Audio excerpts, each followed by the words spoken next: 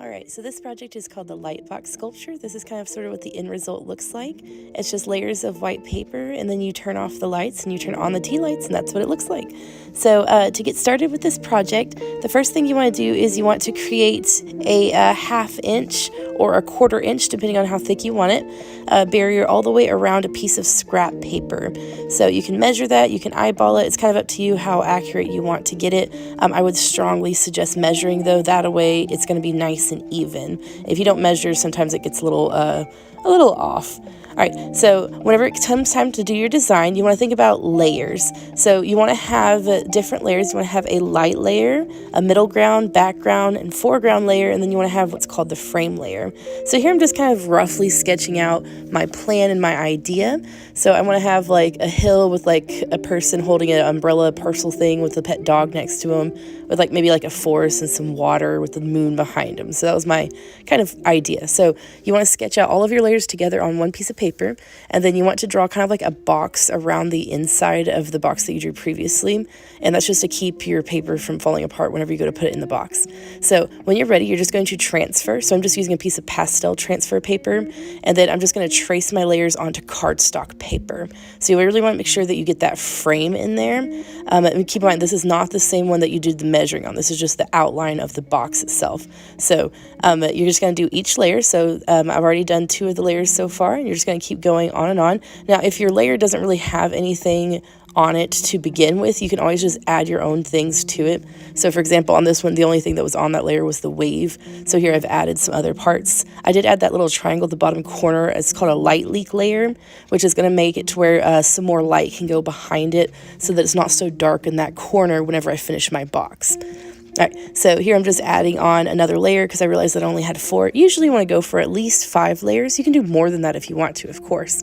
So once you have all of your layers sketched out, then you're just going to go ahead and cut out all of your layers. You can do this using scissors, a box cutter, an X-Acto knife, whatever you need to. Sometimes if you're going for more of an abstract thing, even just tearing the paper out could look kind of cool in order to give it a weird edge. All right, so now what I'm doing is I'm going to be creating the kind of like the handles for the paper to be able to hold onto the sides of the box.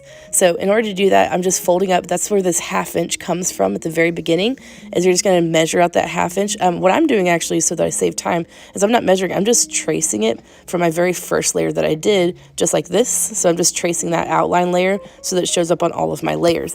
Another option you can have is to cut it out the sketch paper so that you can just use it as a stencil and then just trace it, but it's up to you how you want to do it. But what you do is I use a ruler to help me fold up all of the edges first, and I'm just doing a corner cut in order to cut the edges and then taping them together.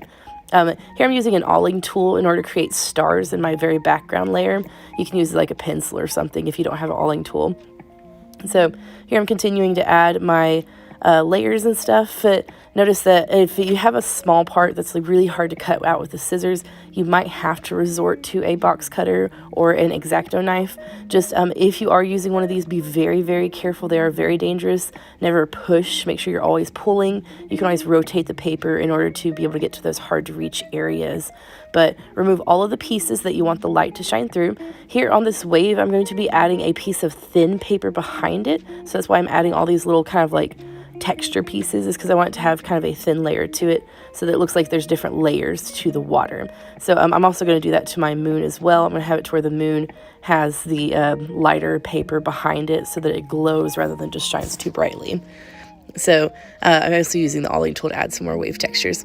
So one thing that I did forget to mention, when you're folding your papers, I always fold mine going forward, so it's easier for me to tape it into the box. The only one that you do not fold forward for your edges is the frame layer. So the very, very back layer, the very, very front layer that's going to go on the outside of your box. So in that case, right here, I am cutting out my frame layer. So this is going to be the very last layer that's on the very top of the box, and this is usually going to be the darkest layer, and you want to make sure that it has that frame going all the way around it. Now, I actually made a mistake here. I accidentally folded it backwards, and I had to untape it later in order to fix it. But on the frame layer, you want it to fold towards the box. So instead of folding it forwards, you're going to fold it back so that it's folded in the correct direction.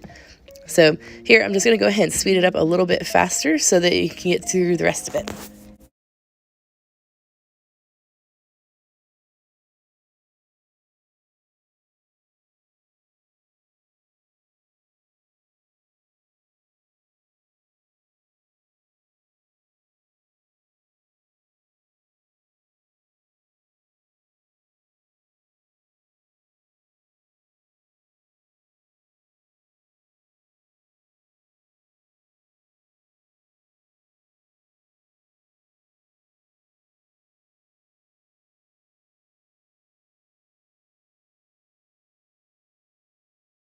when you're done with all of your layers, the next thing you're going to do is you're going to build your box. So here I'm just using the ruler flip trick, which is where I'm just measuring the ruler and then flipping it and then drawing a line. You want to draw on both sides of the corner of the paper. You're going to do like at least like 3 or 4 inches. And then you're going to trace the center part, which is going to be the size of the bottom of the paper. And then afterwards, you're going to just cut it out. And then you're going to fold it all up just like we did on the other pieces of paper. And you're going to cut the corners and then just fold them all up and then tape them. Don't over tape them because you will have to adjust the box as you put in your layers. So I would only tape like one part of the corner so it's easier to dismantle. All right, so here was what I was talking about earlier. I'm going to put this kind of diffuse layer. So I'm just taping this to the back of the layer, not the front of the layer.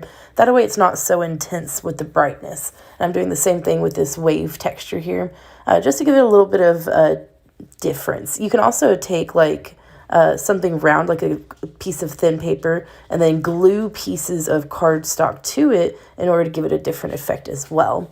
So here what I'm doing is I'm just cutting little X's in the back of the box in order to make it to where the tea lights pop through. And the only part of the tea light that goes into the box is just the flame part. You don't put the whole part in there. That way it's easier to change the battery if needed.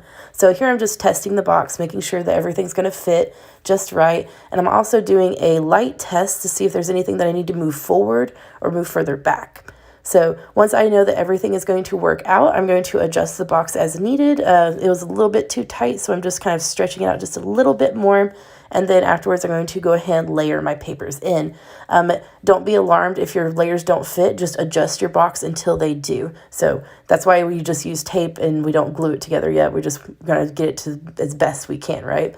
So here's what I'm doing is I'm going to start taping it into the box. Notice I'm just kind of taping one side and then the opposite side. And then afterwards I tape the other 2 sides. So usually I start at the top and then I tape the bottom and then I tape like the left and then the right. And if you want to use more tape, you can. Just don't go overboard. That way if you do have to make adjustments, you can easily do that. So something that I'm doing in some spots is the layers are kind of falling backwards a little bit. So I'm getting like a tiny strip of paper and I'm making like a Z and I'm just like double side sticking it to the back of the layer. That way it's not visible, but it's also pushing the layer forward so it's not going to be crushed by the other layers so that it allows light to shine through. So here's the very last step is you're getting the frame layer and you're just going to tape the frame layer to where it wraps around the edges of the box. So all the other layers are facing forward. This is the only layer that faces down so that you can wrap it around the edges of the box so it has a nice, somewhat cleaner look to the edges of it.